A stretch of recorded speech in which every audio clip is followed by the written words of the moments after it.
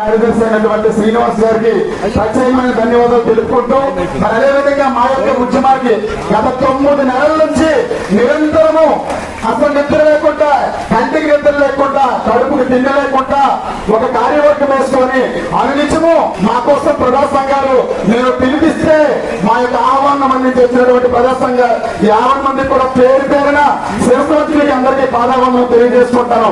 అయితే మరి ఈ కార్యక్రమంలో ఎవరినైతే బాధిత రైతులు వచ్చామో మన రైతుల యొక్క ఆవేదన అర్థం చేసుకొని మన యొక్క కష్టాల్ని బయట ప్రపంచం తెలియజేయడానికి మనం ఈ రోజు చాలా మందికి పత్రికా రూపంలోనో మీడియా రూపంలోనో సోషల్ మీడియా రూపంలో మనం విన్నవించుకుంటే ఈ రోజు రాష్ట్ర స్థాయిలో తీసుకెళ్ళడానికి మరి ప్రత్యేకంగా సిపిఎం పార్టీ వాళ్ళు వచ్చారు కాబట్టి వాళ్ళ దృష్టిలో ఒక 2-3 పాయింట్లు మెయిన్ గా చెప్పదలుచుకున్నాను.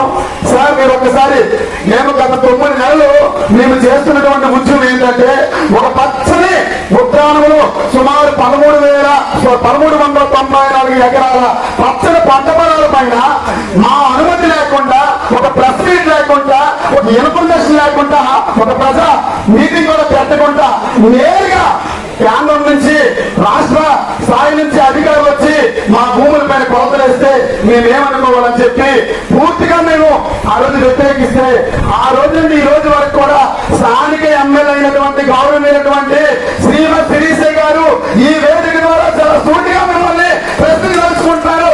ముఖ్యంగా ఎందుకు మీరు ఇక్కడ 1390 ఎకరాల్లో కట్టాలనుకుంటున్నారు? పచ్చని ఉద్యానం కోసమే ఆ రోజు మీ ప్రాధికార సర్దార్ గౌరవచంద్ర గారు ఈ ప్రాంతం కోసం పోరాటం చేసిన ఎవరు మీరు మర్చిపోయారా? మీ నాన్నగారికి 6 సార్లు ఈ స్థానిక ప్రజల దగ్గర గెలిపించి మిమ్మల్ని అందరూ ఎక్కించాము. మరి ఈ రోజు కూడా మిమ్మల్ని అందరూ ఎక్కించడానికి ఈ ప్రాంత ప్రజలే కదా. ఎన్నాళ్ళు మీ నాన్న మీ తాతగారు లేకపోతే మీరు లేదా రాజకీయ నాయకులు ఈ కుటుంబాన్ని పెంచారా? లేదే మనకిచ్చినటువంటి తాతతంత్రం ఇచ్చినటువంటి భూముల పైన మనం కష్టపడి సంపాదించుకున్నటువంటి ఆస్తులతో మనం ఉన్నామే తప్ప ప్రభుత్వం ఇచ్చినటువంటి రూపాయల కోసం మనం ఎప్పుడు కూడా ఎదురికి చూడలేదు. అందుకు అలాంటి పచ్చని ఉద్యానం మీరు వద్దని చెప్తే నేను ఇక్కడే కడతానంటే ఇది ఎంత నిస్సిగ్గా ఉందో శిరీష గారు ఈ వేదిక ద్వారా మీరు చూసి మీ యొక్క కార్గో ఎయిర్పోర్ట్ ఏదైతే ఉందో ఆ యొక్క నిర్ణయాన్ని నిలుపుదల చేయాలని మీకు ఈ సభ ద్వారా మీరు డిమాండ్ చేస్తున్నాను. ముఖ్యంగా గౌరవనీయులైనటువంటి ఏదైతే మనకి ఇప్పుడు మంత్రివర్యులైనటువంటి వ్యవసాయ శాఖ మంత్రి అచ్చెన్నాయుడు గారు చాలా క్లియర్ గా ఉన్నారు. అచ్చెన్నాయుడు గారి వ్యక్తి ఈ నియోజకవర్గం కాదు ఈ జిల్లాలో చాలా క్లారిటీగా ఉన్నారు. ఎయిర్పోర్ట్ వచ్చింది నాకే స్వయాన్ని చంద్రబాబు నాయుడు సీఎం గారు నాకు చెప్పారు, లెక్కలో పెట్టుకోమని మనకి నేరు సీఎం గారు చెప్పారు. లెక్కల్లో ఉన్నటువంటి ఎయిర్పోర్ట్ తీసుకొచ్చి పలాసాలను ఎందుకు బలవంతంగా మాకు తీసుకొచ్చి పెడుతున్నారు? ఒకసారి అచ్చెన్నాయుడు గారు మీరు ఎందుకు మీ ప్రాంతం మీద నెట్టేసి అక్కడ ఎమ్మెల్యే గారు మాపై ప్రజల మీద నెట్టేసి మీరు తీసుకోవడం కన్నా ఇదే పలాస అభివృద్ధి చేయాలనుకుంటారు కదా. అక్కడ వజ్రపత్రులు నగరంపల్లి పంచాయతీలో 1800 ఎకరాల మంచి అసలు పొలాలు లాంటిది, అసలు క్రికెట్ ఆడిన గ్రౌండ్ లాగా 1800 ఎకరాల భూమి ఉంది కదా. అక్కడ కట్టుకోవచ్చు కదా.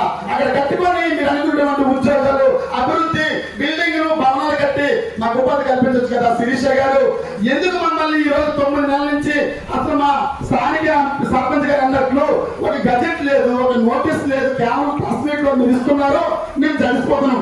నిజంగా మీరు ఇవ్వాలనుకుంటే, నిజంగా మీరు కట్టాలనుకుంటే ఒకసారి ప్రజల మధ్యలోకి వచ్చి మీటింగ్ పెట్టిలో ఇలా కడితే నేను అభివృద్ధి చేస్తానని చెప్పండి. అది కూడా లేదు కదా. ఎందుకు మమ్మల్ని భయభ్రాంతులకు గురి చేస్తున్నారు?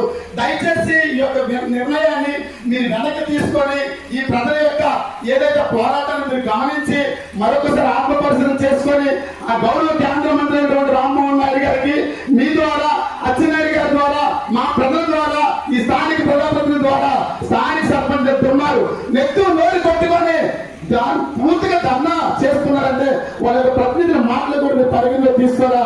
అందుకు గౌరవ కేంద్ర మంత్రి గారు పునఃపరిశీలించి మన జిల్లాకి అభివృద్ధి చేయండి. మన జిల్లాలో ఎయిర్పోర్టే కట్టండి. మీరు ఒక ఉద్యానం తప్పించి మీరు జిల్లాలో ఎక్కడ కట్టినా వీఆర్ వెల్కమ్. Thank you.